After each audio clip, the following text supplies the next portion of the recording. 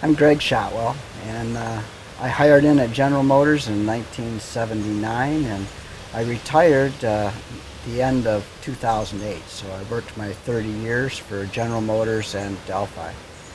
Um, I was stop it a minute. That's all right. Where do I go You from want to here? start? You want to start again? Um, I'm trying to think where I want to go from that. Uh, Introduce myself, say I'm a retired auto worker. Right. And In three, two, one. I'm Greg Shotwell, a retired auto worker. I retired from General Motors after 30 years.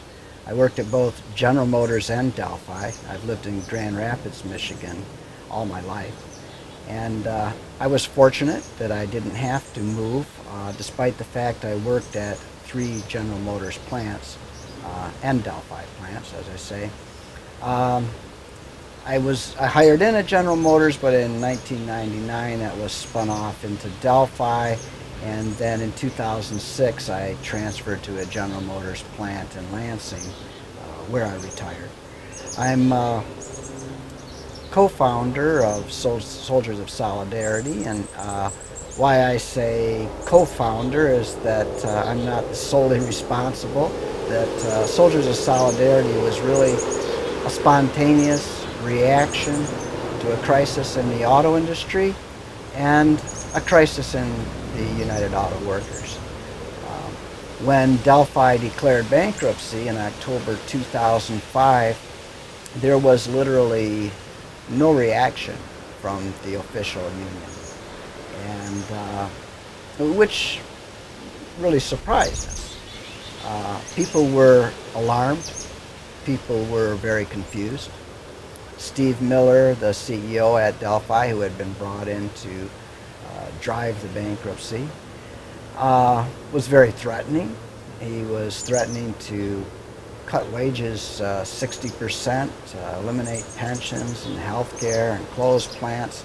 And there was nothing but silence from the official union. So it was November, about 1 month after they declared bankruptcy, I and some others said we should have a rank and file meeting just to get together and talk about this. How do we feel about it? What do we think that we should do? And our first meeting was here in Grand Rapids, and we met at a union hall. I forget the number of that local union, but it was associated to an old General Motors plant, which had been sold to Delphi and then to Lear, and then they were closing the plant. So this particular plant had a long history of concessions and trade-offs, and eventually, the closing. So the history was there, and that history appeared to us to be the blueprint for the future. This is where we're headed. So that local president opened up the hall for us to use for this rank and file meeting. As I say, Soldiers of Solidarity at that time didn't have a name. We didn't know where we were going or exactly what we wanted to do, only that we thought workers should get together. And at that meeting, about 200 people came, and they came from all over the Midwest. There were people from Ohio and Indiana, Illinois, and of course Michigan, and they came from a variety of plants. It wasn't just Delphi. There were workers from General Motors, American Axle, Lear, Ford, Chrysler, Caterpillar, because people saw this as a lead domino, that what happened at Delphi was going to affect the whole industry. And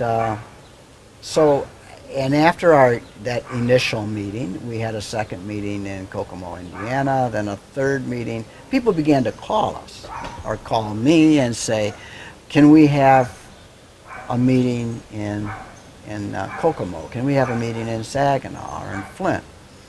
And yeah, sure. If you can rent a room, we'll get together and have a meeting. And it was at our third meeting in cause for that. Yeah, what were some of the issues that united you as a guess? Okay. Yeah. It was at our third meeting in Flint that someone said we need a name, to identify who we are and what we're about. And that was in Saginaw, and we came up with the name Soldiers of Solidarity, and they kind of, as a group, voted on that and passed it. The issues that brought us together, and initially we said, we're here to resist this assault on workers in general, because we saw Delphi as not an isolated case, but a trend and a major threat, and recognized that if they can do this to people at Delphi, it'll spread not only to other people in the auto industry, but to the working class in general. And we should make some kind of a stand against it. Initially we said, we don't want to be a caucus within the UAW. We're not trying to make this a political platform for people who have ambitions to become UAW officials. We don't want this to be political in the sense of supporting a political party or a platform, because we didn't want people to be divided in that context. So our initial mission was not to divide ourselves as union members from the official UAW, or to divide us in any way politically. We didn't want people to say, well, if you're against abortion or not against abortion or gun control or all these other side issues, or if you don't support the Democrats, or if you're a socialist, you can't belong. We wanted to maintain the focus on the crisis, and the crisis had to do with management. They were threatening to close our plants, to cut our wages, our benefits, and our pensions. But, it wasn't, long before the official union began to portray us as a splinter group and as a threat to the union, as much as we tried to downplay that. But we did diverge. And when reporters would call us a splinter group, for example, I would respond, how is it that we're a splinter group? We only want to defend our wages, our pensions, our benefits, our jobs. How is that position different than that of the official UAW? The official UAW couldn't answer that, because indeed, that was their goal as well. I don't doubt that that was their goal, but how that they went about that was increasingly the problem, because the official UAW had grown into a business union that accepted the corporate model for how that business should be run, and adopted it.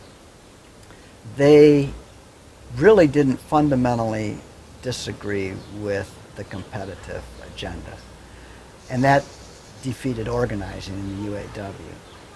Not only defeated their ability to organize other workers, but created within the UAW